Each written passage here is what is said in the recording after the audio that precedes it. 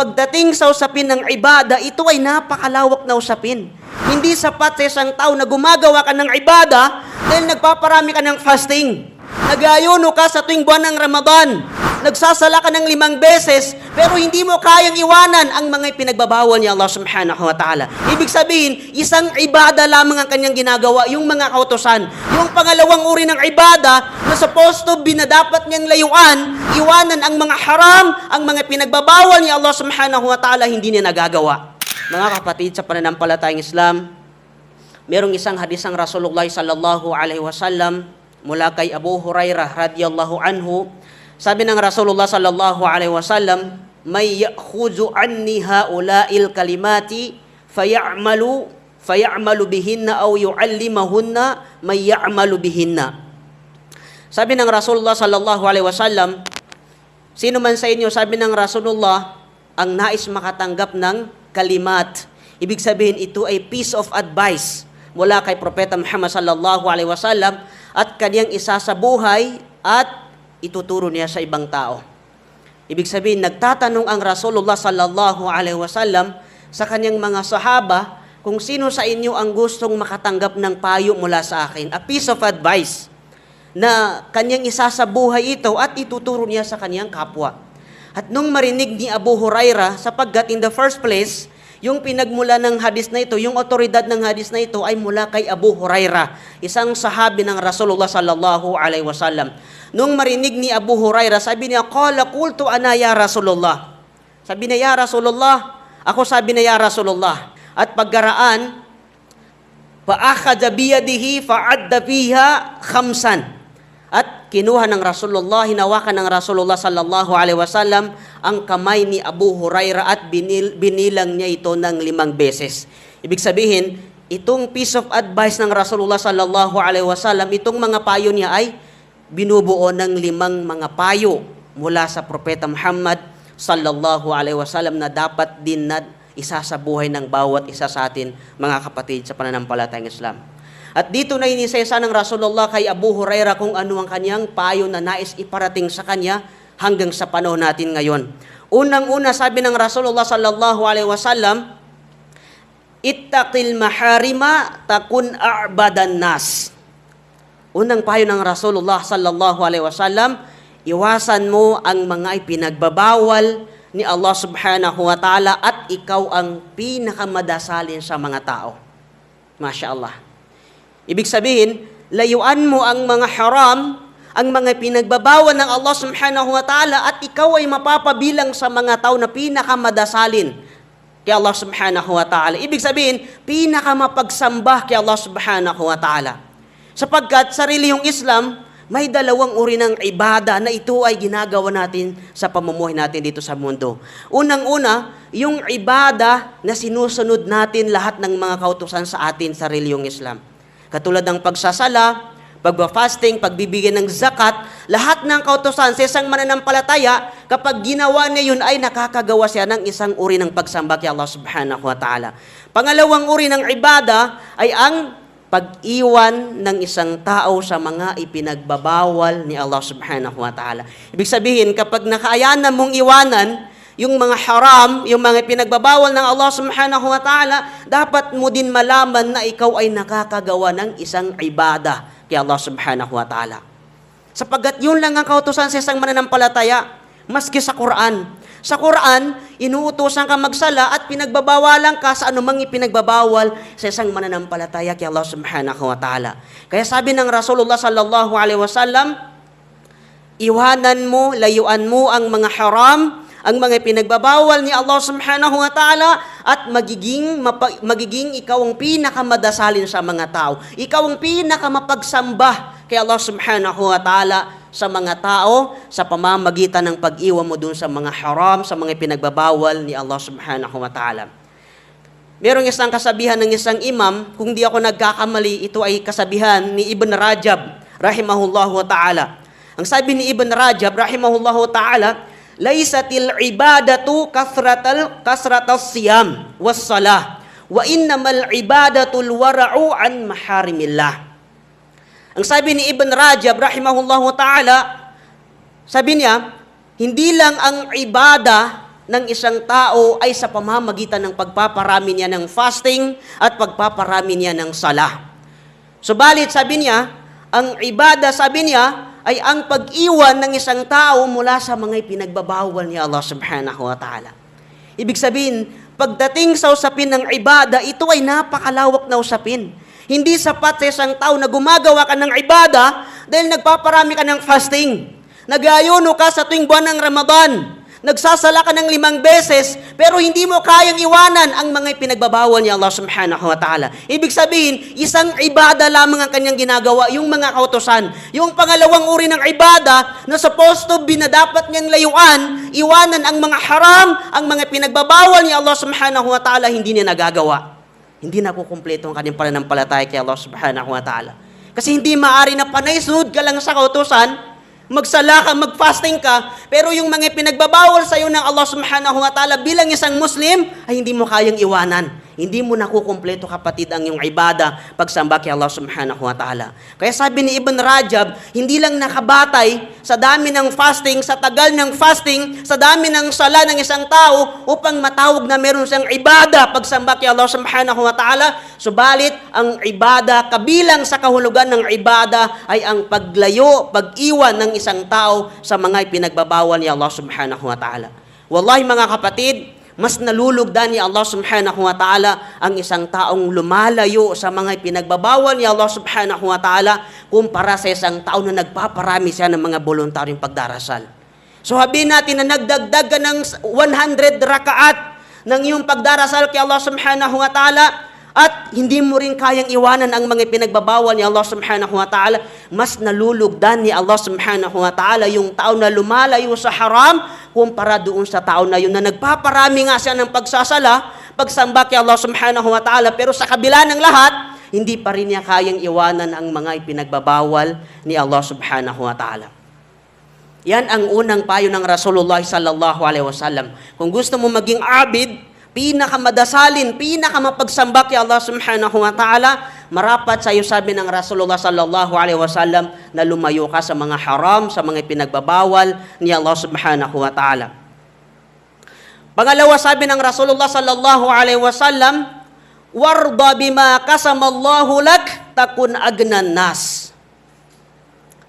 At masayahin ka, makontento ka, sabi ng Rasulullah sallallahu alaihi wasallam, sa anumang ipinagkaloob sa iyo ng Allah subhanahu wa ta'ala, takun agnan nas, at ikaw ang pinakamayaman sa mga tao. Masya Allah. Makontento ka sa biyaya na pinagkaloob sa iyo ng Allah subhanahu wa ta'ala, insya Allah, hindi mo nararamdaman ikaw ang pinakamayaman sa mga tao. Sapagkat ang batayan sa pagiging mayaman ng isang tao sa reliyong Islam, hindi sa pamamagitan ng dami ng kanyang salapi o sa dami ng kanyang ari-arian, kundi ang batayan natin, ang beses natin, ang judgment natin sa reliyong Islam upang matawag ang isang tao na pinakamayaman sa paningin ng Allah subhanahu wa ta'ala kapag nagkaroon ng kapanatagan, kapag nagkaroon ng kontento sa puso ng isang mananampalataya kay Allah subhanahu wa ta'ala, tiyak na nasa kanya ang tunay na kayamanan dito sa mundo. Sabi ng Rasulullah sallallahu alaihi wasallam, laysal gina an kathratil ard, walakinnal gina ginan nafs. Ang sabi ng Rasulullah sallallahu alaihi wasallam, hindi ang kayamanan ang nagpapayaman sa isang tao. Ibig sabihin, hindi lang mayaman, hindi ang tunay na mayaman na tao ay sa pamamagitan ng pagpaparami niya ng mga ari-arian dito sa mundo. Pagpaparami niya ng mga kanyang kayamanan. Kundi sabi ng Rasulullah, ang tunay na mayaman ay ang isang tao na nagkakaroon siya ng satisfaction sa kanyang sarili. Nakontento siya sa anumang biyaya na ipinagkaloob sa kanya ng Allah at hindi na siya naghahangad, naiinggit dun sa mga bagay na yun na wala sa kanya. Lalong-lalo na hindi siya naiinggit dun sa mga gawain na yun na pinagbabawal ni Allah subhanahu wa ta'ala. Kapag nasa isang tao ang pagiging makontento niya, kung ano man ang nasa kanyang palad, namumuhay siya ng pinakamapayapa at pinakamatamis na pamumuhay dito sa mundo sapagkat pinapalaya niya ang kanyang sarili mula sa pagkainggit niya sa anumang nakikita niya sa kanyang kapwa. Pangatlong payo ng Rasulullah sallallahu alaihi wasallam, wa ahsin ila jarika takun mu'minan. At maging mahusay ka sa iyong kapitbahay upang ikaw ay maging isang tunay na mananampalataya sa Allah subhanahu wa ta'ala. Kabilang ito sa katuruan sa pananampalatayang Islam na dapat na maging mabait ka, mahusay ka sa iyong kapitbahay. Sa paanong paraan? Kung may kakayanan kang tumulong na material na bagay para sa kanila, pinakamainam na gagawin mo sa sariling Islam ay tumulong ka sa kanila. Magkaroon ka ng magandang pagnanais sa kanila. At higit sa lahat ay hindi mo mapipinsala ang iyong kapitbahay. Isa yung sa kahulugan ng pagiging mabait ng tao sa kanyang kapitbahay, na malaya ang kanyang kapitbahay mula sa kanyang pamiminsala, sa salita man o sa gawa, anumang kilos na nakakapinsala sa kanyang kapitbahay, ay pinapalaya niya, safe ang kanyang kapitbahay mula sa kanyang pamiminsala. Yun ang katuruan sa pananampalatayang Islam. Sapagkat ang Islam, in the first place, ang dala-dala ng Islam sa atin ay kapayapaan at katahimikan. Kayong mapapansin mo, maraming mga tao na hindi nila dala-dala itong katangian na ito. Tanghaling tapat, kumakanta at naistorbo niya ang kanyang kapitbahay. Nagpatugtog ng napakalakas na tugtog at ang kanyang kapitbahay nagpapahinga. Kahit hating gabi, ay meron silang pinagkakabalahan. Nagpapabomba ng motor, anumang mga pang-distract sa community, walang kapayapaan eh. Paano ka matatawag na isang mananampalataya kung mismong kapitbahay mo ay naiirita sa mga gawain mo? Walang katahimikan. Naglilinis yung kapitbahay niya ng kanyang bakuran, pero yung alaga niya hindi niya kayang linisan ang kanyang dumi sa kanyang kapitbahay. Subhanallah. Kaya sa mga kapatid natin, ganito ang dala-dala ng Muslim sa community natin. Maging sa ating mga kapitbahay, sinisigurado natin na hindi natin sila napipinsala. Yung mga tao na yun, maaring sila'y natutulog, nagpapahinga, pagod sila, at ikaw naman, dahil sa kagustuhan mo, gusto mo makinig ng Quran, nagbabasa ng Quran, nagpatugtog ka ng napakalakas na pagpapatugtog ng nagbabasa ng Quran. Na ang akala mo ay tama ang ginagawa mo, pero hindi mo naisip na nakakapinsala ka na pala sa kapitbahay mo. Hindi nakikisama yung tao eh. Iba-iba yung pinagkakaabalahan ng tao. Kaya kinakailangan na iligtas mo yung kapitbahay mo sa pamiminsala mo. Sa salita man yan, sa gawa, huwag mong pagtatapunan ng basurang yung kapitbahay. Dahil hindi magandang gawain ng isang tao. Dapat isang tao, physical man yan, sa pananalita, ay ligtas ang kanyang kapitbahay mula sa kanyang pamiminsala. Otherwise, hindi ka maging isang ganap na Muslim, mananampalataya kay Allah subhanahu wa ta'ala, kung hindi mo kayang iligtas ang iyong kapitbahay mula sa iyong pamiminsala o sa iyong kasamaan. Sabi ng Rasulullah sallallahu alaihi wasallam, wallahi la yu'minu. Wallahi la yu'minu. Wallahi la yu'minu. Sabi ng Rasulullah, nanumpa siya ng 3 beses. Sumpama, sabi ng Rasulullah, ay wala siyang pananampalataya. 3 beses nanumpang Rasulullah, sumpama, sabi ng Rasulullah, na wala siyang pananampalataya. Noong marinig ng mga sahaba, qalu, ya Rasulullah. Sino yun, ya Rasulullah? Sino yung sinasabi mo, ya Rasulullah? Na wala siyang pananampalataya at sinumpaan mo ito. Sabi ng Rasulullah sallallahu alaihi wasallam, allazi la ya'manu jaruhu bawa'ikah. Ang sinumang tao na hindi ligtas ang kanyang kapitbahay mula sa kanyang kasamaan ay wala sa kanyang tunay na paniniwala kay Allah subhanahu wa ta'ala. Sa riwaya ni Muslim, ang sabi ng Rasulullah, la yadkhulul jannata man la ya'manu jaruhu bawa'ikahu. Hindi anya makakapasok sa paraiso ang isang tao na hindi ligtas ang kanyang kapitbahay mula sa kanyang kasamaan, mula sa kanyang pamiminsala, sa salita man yan o sa kilos o anumang gawain na nakakapinsala, nakakadistract sa kanyang kapitbahay, hindi makakapasok sa paraiso ang tao na yon. Yan ang pangatlong payo sa atin ng Rasulullah sallallahu alaihi wasallam, maging mainam ka, maging mahusay ka, mabait ka, mabuti ka sa iyong kapitbahay. Kung may kakayanan kang tumulong sa kanila, tulungan mo sila. Kung wala kang kakayahan tumulong sa kanila in terms of material na bagay, huwag mo na lang silang pinsalain sapagkat yun ay hindi itinuturo sa pananampalatayang Islam.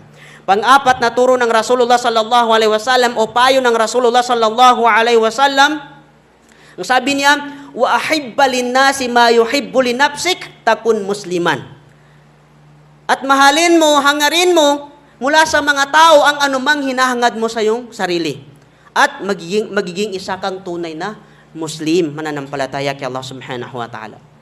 Ibig sabihin, kung ano man yung mga bagay na minamahal mo sa iyong sarili, hinahangad mo sa iyong sarili, sa iyong pamilya, sa iyong kamag-anak, dapat din na magkaroon ka rin ng paghahangad mula sa iyong kapwa. mula sa iyong mga kapatid sa pananampalatayang Islam. Hindi ka makasarili. Pag nakita mo na nagtagumpay siya sa kanyang pamumuhay, alhamdulillah, huwag mong kaingitan, Allahumma barik. Ipagdua mo sa Ya Allah, naway maging baraka sa kanyang hanap buhay. Maghangad ka ng kabutihan. Kung ano man yung hinahangad mo sa iyong sarili, sa iyong pamilya, ay dapat nahangarin mo rin ito sa iyong kapwa. Hindi yung may mga tao na wala ka na nga naitutulong, naiambag sa kanilang pamumuhay, sa larangan ng Islam, pero hindi ka pa nagkakaroon ng magandang pagnanais sa kanila. Yun yung tao na pinakamadamot sa lahat. Yung wala ka nang ini-invest, wala ka nang binibigay, kundi magniyat ka lang, magnais ka lang ng kabutihan para sa kanila, kung ano man yung ninanais mo para sa iyong sarili, ay hindi mo pa magagawa. Yun ang pinakamadamot na tao. Subhanallah. Kaya sabi ng Rasulullah sallallahu alaihi wasallam, kung gusto mo maging isang ganap na Muslim, hangarin mo sa mga tao kung ano man yung mga bagay na hinahangad mo na nakakabuti sa iyo, sa iyong pamilya. Pag nakita mo sila nagtagumpay sa kanilang pamumuhay, meron silang achievement, huwag kang mainggit sa iyong kapwa, kundi ipagdudua mo siya kay Allah subhanahu wa ta'ala, Allahumma barik. Ya Allah, naway maging mapagpala sa kanya ang anumang nakamit niya sa kanyang pamumuhay. Sabi ng Rasulullah sallallahu alaihi wasallam, la yu'minu ahadukum hatta yuhibba li akhihi ma yuhibbu li nafsi. Hindi magiging isang ganap na mu'min, mananampalataya ang bawat isa sa inyo, sabi ng Rasulullah sallallahu alaihi wasallam, hanggat hindi niya naisin, hangarin sa kanyang kapwa ang anumang hinahangad niya, ninanais niya, minamahal niya para sa kanyang sarili o di kaya para sa kanyang pamilya. Kaya kasama sa katuruan sa pananampalatayang Islam na magkakaroon ka ng magandang intensyon sa iyong kapwa. Hindi yung nagniniyat ka na ikakapahamak ng iyong kapwa. Wal-i'adzu billah, ila yun tao niya Allah subhanahu wa ta'ala sa ganung klase ng mga tao. At bilang panglimang payo ng Rasulullah sallallahu alaihi wasallam, ang sabi niya, wala tukthirud dhahik fa inna kasratad dhahik tumitul qalb. Panglima, sabi ng Rasulullah sallallahu alaihi wasallam, ay huwag kang magparami ng iyong pagtawa, sapagkat ang pagpaparami ng tao sa kaniyang pagtawa ay nakakamatay ng puso. Subhanallah. Ano bang ibig sabihin nito, Ustad? Pinagbawalan ba tayo sa sariling Islam na tayo ay tumawa? Hindi ibig sabihin na pinagbabawalan tayo. Hindi masama sa isang tao na ngumiti ka, kasi sunna yun sa atin eh. Yung makita lang ng kapatiran mo na nakangiti yung mukha mo, hindi yung nakasimangot. Pag nakangiti ka sa iyong kapwa, kabilang sa sunna. Mag-smile ka lang sa iyong kapwa, sunna sa pananampalatayang Islam. Tumawa ka, walang problema sa pagtawa. Pero sinasabi ng mga ulama natin, ang ipinagbabawal sa isang mananampalataya, kapag sa'y nagparami ng tawa, ito yung tinatawag na gafla. Ibig sabihin ng gafla, ito yung pagtawa ng tao na tawa ng tawa kahit wala namang silbi. Kahit wala namang kwenta, walang kwentang bagay ay pinagtatawa na ng lubusan.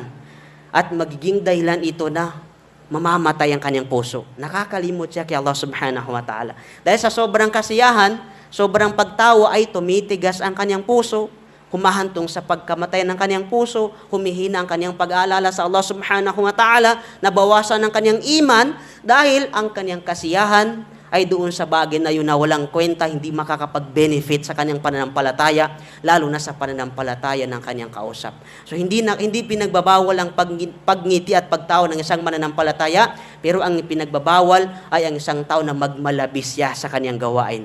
Instead na nakatawa ka lang, sakto lang, pero nagmamalabis ka na at nagiging dahilan na ito upang mamatay ang puso ng isang mananampalataya at makalimot na siya sa kabilang buhay, mababawasan ang kanyang iman kay Allah subhanahu wa ta'ala. Dalangin natin kay Allah subhanahu wa ta'ala na mapabilang tayo sa mga tao na mapasa kanila itong 5 payo ng Rasulullah sallallahu alaihi wasallam, sapagkat ito ang makakapag-benefit, magbibigay ng benepisyo sa pananampalataya ng bawat isa sa atin. Higit sa lahat ay ang gantimpala na ipinagkakalob ni Allah subhanahu wa ta'ala sa kabilang buhay. Amin. Barakallahu li wa lakum wa li sairil muslimina min kulli dhanbin fastaghfiru innahu huwal ghafurur rahim.